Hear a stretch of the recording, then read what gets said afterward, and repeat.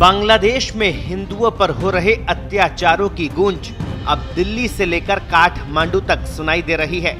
कट्टरपंथियों की तरफ से हिंदू युवक दीपू दास को बेरहमी से मौत के घाट उतारकर सरेआम जला देने की घटना ने पूरी दुनिया को झकझोर दिया है। भारत की राजधानी में बांग्लादेशी हाई कमीशन के बाहर भारी विरोध प्रदर्शन हुआ है। विरोध प्रदर्शनों के बीच दीपू की मौत पर बांग्लादेश की पूर्व प्रधानमंत्री शेख हसीना का फर्स्ट रिएक्शन सामने आया है। बांग्लादेश से भागकर भारत में रह रही शेख हसीना ने न सिर्फ इस हत्या की निंदा की है बल्कि कट्टरपंथियों पर सीधा हमला बोला है। हसीना ने बांग्ला भाषा में ऑडियो बाइट जारी करते हुए पूछा कि ये वहशी लोग कहां से आ गए। दीपू दास की हत्या पर पहली बार बांग्लादेश की अपदस्थ प्रधानमंत्री शेख हसीना का दर्द और गुस्सा एक साथ छलका। उन्होंने एक ऑडियो संदेश जारी कर कई बड़े सवाल खड़े किए। शेख हसीना ने स्पष्ट कहा कि दीपू पर लगे ईश निंदा के आरोप पूरी तरह झूठे थे। दीपू दास पर झूठा इल्जाम लगाया गया, कहा गया कि उसने नबी की बेइज्जती की, लेकिन इसका सबूत कोई नहीं दे पाया है। लेकिन उसे पकड़कर टॉर्चर किया गया। सिर्फ मारा पीटा ही नहीं बल्कि उसके पैर बांधकर उसे आग में जिंदा जला दिया गया। क्या ये इंसान है? शेख हसीना ने उन लोगों पर भी सवाल उठाए जो इस हिंसा के पीछे है। उन्होंने पूछा कि क्या ये वही लोग हैं जिन्हें उन्होंने पाला, पोसा और पढ़ाया लिखाया। दीपू के परिवार से बात करते हुए उन्होंने कहा कि जब तक वो जीवित है न्याय के लिए लड़ती रहेंगी। वहीं दीपू के हत्यारों पर कार्रवाई की मांग को लेकर शुरू हुआ विरोध प्रदर्शन ढाका से दिल्ली तक पहुंच गया। दिल्ली की सड़कों पर गुस्सा उबल रहा है।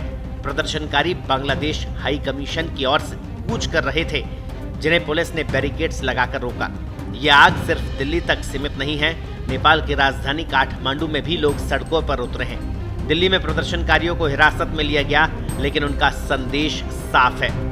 देखिए, हमें अफगानिस्तान से भगाया गया, हमें पाकिस्तान से भगाया जा रहा है, ईरान से भगाया गया, इराक से भगाया गया, आज असम से भगाया जा रहा है, केरला से भगाया जा रहा है, बांग्लादेश से भगाया जा रहा है। हम कब तक भागते रहेंगे? मैं ये नहीं कह रही कि हमें बॉर्डर्स नहीं खोलने चाहिए, हिंदुओं को सेफ नहीं रखना चाहिए।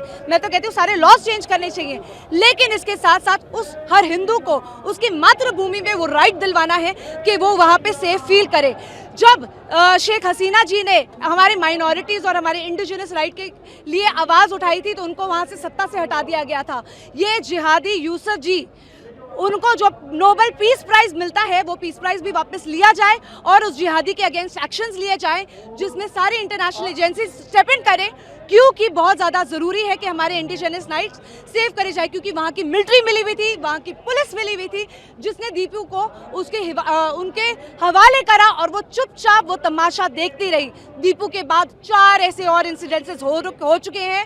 रोज़ ऐसे लोग जलते हैं। वो दीपू अकेला नहीं चला है। उस दीपू के साथ साथ मैं भी वो दीपू हो सकती हूँ, आप भी वो दीपू हो सकते हो, जो आगे जलाए जाएंगे जब तक हम स्टेप इन नहीं करते।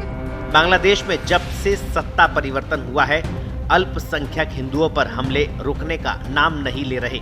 दीपू दास की घटना ने यह साबित कर दिया है कि वहां कट्टरपंथी किस कदर हावी हो चुके हैं। शेख हसीना का बयान मौजूदा यूनुस सरकार के लिए एक बड़ी चुनौती है, क्योंकि अंतर्राष्ट्रीय स्तर पर अब जवाबदेही मांगी जा रही है। वहीं भारत सरकार लगातार बांग्लादेश की स्थिति पर नजर बनाए हुए है। ऐसे में सवाल ये कि क्या दीपू दास को इंसाफ मिलेगा या कट्टरपंथ की ये आग और ज्यादा बढ़ेगी? अपनी राय आप कमेंट बॉक्स में दीजिए। ब्यूरो रिपोर्ट, पत्रिका। देश दुनिया की ताजा खबरें और वीडियोस के लिए अभी डाउनलोड करें पत्रिका ऐप।